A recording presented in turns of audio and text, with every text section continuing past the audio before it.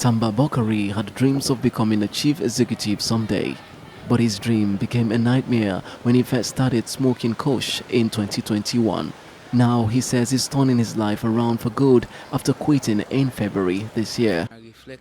I had to reflect my mind back from all the challenges I have been through in the past, and I realized that I was responsible for some of these challenges that have happened in my life. I also reflected on the positive side and realized there's a better room for improvement for me to make it up in life. So that's why I decided it's never too late for me in life. Massa has suffered from the devastating effects of kush, and she is currently in a withdrawal stage. I have pleaded with the authorities and the government to help me get into rehab in order to flush out my system.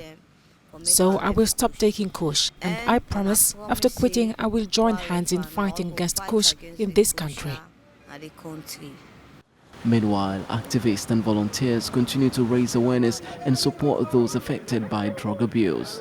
Now that government has now put a state of emergency on kush, we should use the other apparatus or the setup stage that was done for COVID and Ebola for us to use those structures, community structures, health structures, and psychosocial structures, and the community empowerment structures. Sierra Leone's Ministry of Health estimates an increase in reported kush cases from 47 in 2020 to over 1,800 hospital cases in 2023, although solid data is yet to be provided. Number of physical injuries that is sustained as a result of the use of kush. Then psychologically there is this dependence where the patients become dependent on the substance such that they cannot do anything without using the kush. First thing in the morning, they have to make sure they refill with the kush, and then later on, as the day goes by, they continue the use.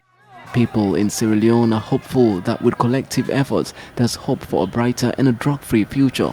After the declaration of a national emergency on drug and substance abuse, there's a growing call from Sierra Leoneans to cut the supply chain. Eric Kawa reporting for Africanews in Freetown, Sierra Leone.